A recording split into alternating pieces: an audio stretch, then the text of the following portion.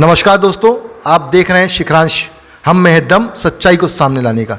हमारे साथ लांजी के भारतीय जनता पार्टी के अधिकृत प्रत्याशी राजकुमार कराए जी मौजूद हैं।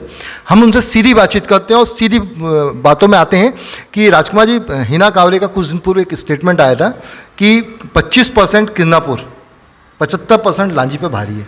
इस विषय को लेकर आप क्या कहना चाहेंगे इस मुद्दे पर? नहीं, ऐसा नहीं है, चूँकि हर पंचायत के अंदर, हर बूथ के अंदर में, हर विधानसभा में दलों को अपना वोट मिलता है और लोग कभी क्षेत्रवाद पे नहीं जाते हैं। लेकिन एक जबकि 2 बार की विधायक रही हैं, वो विधानसभा की उपाध्यक्ष भी रही हैं, तो मुझे ऐसी अपेक्षा नहीं थी कि वो क्षेत्रवाद की कोई ऐसी बात करेंगी। चूँकि एक जनप्रतिनिधि जो होता है निर्वाचित होकर आता है तो उसके लिए तो सारा क्षेत्र एक जैसा होता है, चाहे वो लांजी हो, किरनापुर हो। हम तो कभी भेदभाव नहीं करते हैं, लेकिन जिस तरह से उन्होंने बयान जारी किया है और मुझे भी वो वीडियो देखने को जब मिला तो मुझे ऐसा लगा कि अभी बालाघाट जिले की लांजी किरनापुर विधानसभा क्षेत्र से कांग्रेस की प्रत्याशी राजनीतिक विधानसभा उपाध्यक्ष राजनीतिक जो प्रदेश है की कद्दावर नेत्री उसको हिना कांवरे से प्रभावित करने का प्रयास कर रही है, प्रयास हो रहा है प्रेमनाथ नागवंशी ने हर मुद्दे लोगों पर में की जो है बेबाक भ्रम चर्चा। की स्थिति भी बनी कि भाई कैसे बोल सकती हैं कि 25% और 75% वाली बात। तो मैं समझता हूँ कि जनता उनको उसका परिणाम भी देगी इस तरह से। लांजी क्षेत्र की जनता बिल्कुल है। और दूसरी बात, एक बात और सामने आई थी कि उन्होंने विधानसभा उठाया था डबल मनी को लेकर। उसके बाद उन्होंने उस अपने कदमों को पीछे कर लिया। उसके बाद उनका कोई भी, सही बात है, कोई स्टेटमेंट नहीं आया, कुछ नहीं आया। जब हम उनसे पूछने भी गए तो उन्होंने उसका सकारात्मक जवाब नहीं दे पाई वो उस चीज़ को।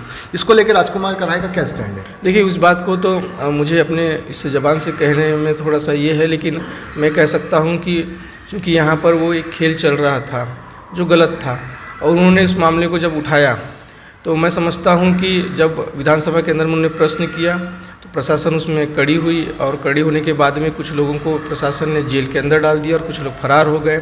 लेकिन जो जनता की गाड़ी कमाई का जो पैसा था, जमा पूंजी थी, वो वहाँ पे फंस गई। लेकिन उसके बाद में भी विधानसभा के 3 विधानसभा सत्र हुए और कभी भी हिना कांवरे जी ने उन 3 विधानसभा क्षेत्र में, चूँकि उनकी जनता के प्रति पहली जवाबदेही होती है, तो कभी भी उन्होंने इस मामले को विधानसभा में नहीं उठाया कि भाई जनता का जो पैसा फंसा हुआ है, सरकार क्या कर रही है कि उनका पैसा उनको वापस मिल जाए। या जिला प्रशासन में कभी कलेक्टर या साहब, एसपी साहब, इनसे बैठकर कभी उन्होंने चर्चा नहीं किया कि भाई आपने सभी कार्रवाई किया है लेकिन जनता का पैसे वापस कैसे होंगे, इस विषय में आप बोले। तो इसका मतलब समझ में आता है कि उनकी जवाबदेही जो जनता के प्रति होना चाहिए थी वो नहीं थी और जनता इस बात को बोल भी रही है। और निश्चित तौर से मैं समझता हूँ कि आने वाले समय में जो है जनता सब जान रही है। तो ये जो प्रक्रिया हुई है कि एक बार विधानसभा का उन्होंने क्वेश्चन लगाया और फिर उसके बाद उन्होंने कुछ नहीं कहा है, तो उनके साथ में कुछ बड़ी साठगांठ हो चुकी थी। ये मैं नहीं कह रहा हूँ, तो जनता कह रही है और जनता के लिए उन्होंने कभी आवाज़ नहीं उठाई, प्रतिनिधि रही हैं। तो ये जनता इस बार सबक सिखाएगी उनको और बताएगी कि आप जो है एक विधायक के रूप में जब निर्वाचित होकर जा रही हैं तो जनता के प्रति आपकी जवाबदेही का पूर्ण रूप से पालन नहीं कर रहे हैं। तो सबक सिखाने के लिए जनता बैठी हुई है। लांजी क्षेत्र में राजकुमार कराए की जो छवि है वो गांधीवादी नेता की है, सज्जन, सीधे साधा। अब चूँकि आप अब इसके पहले आप जिला पंचायत सदस्य रहे हैं, जनपद अध्यक्ष रहे हैं और भी पदों पर रहे हैं भारतीय जनता पार्टी के। अगर सरकार भारतीय जनता पार्टी की आती है और आपको यहाँ जनता का आशीर्वाद मिलता है तो सबसे पहली प्राथमिकता क्या होगी? आप तो सब काम कराएंगे, लेकिन पहली प्राथमिकता लांजी को अच्छा बनाने के लिए क्या होनी चाहिए? देखिए, लांजी किरनापुर क्षेत्र जो है हमारा, चूँकि यहाँ का जो हमारा जो क्षेत्र है ये काफ़ी प्रगतिशील रहा है, शुरू से ही रहा है। और यहाँ के जो किसान हो या मजदूर हो काफ़ी मेहनती हैं, बाहर भी जाते हैं और किसानी भी बड़ी मेहनत के साथ में करते हैं। चूँकि हमारा हमेशा उद्देश्य ये रहा है कि जिस तरह से हमारे पंडित दीनदयाल उपाध्याय जी ने कहा था कि सरकार की जो योजनाएं हैं वो अंतिम छोर के व्यक्ति तक के पहुंचना चाहिए। तो आज भी ऐसा देखने को मिलता है कि वो अंतिम छोर के व्यक्ति तक के सरकार की योजनाएं नहीं पहुंच पाई है।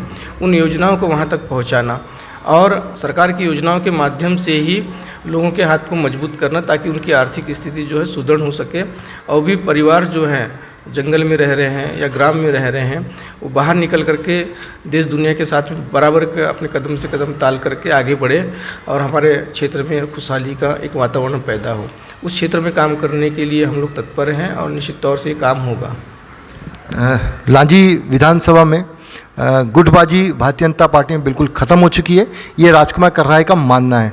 राजकुमार भाई, बिल्कुल 100% आपको लग रहा है कि गुटबाजी ख़त्म हो चुकी है और जो आपके जो विरुद्ध के लोग थे जो लगातार आपका खिलाफ में बोल रहे थे, अब वो भारतीय जनता पार्टी के पक्ष में काम कर रहे हैं? नहीं, बिल्कुल बिल्कुल, मैं समझता हूँ कि पार्टी के कार्यकर्ता थे, और कहा जाता है ना कि जब एक राजा जब युद्ध की तैयारी दूसरे राजा के खिलाफ करता है तो सबसे पहले अपनी अपनी सेना लड़ती है, और जब अपनी अपनी सेना लड़ती है, चूँकि युद्ध अभ्यास होता है, तो हम अपने परिवार के अंदर में लड़ते झगड़ते हैं, और नेताओं में ये होता है कि भाई हर किसी के अपने अपने समर्थक होते हैं, इसको टिकट मिलती है तो वो नाराज़ होता है, उसको टिकट मिलती है तो वो नाराज़ होता है, लेकिन अंतिम समय में सारे के सारे लोग मिलके काम करते हैं।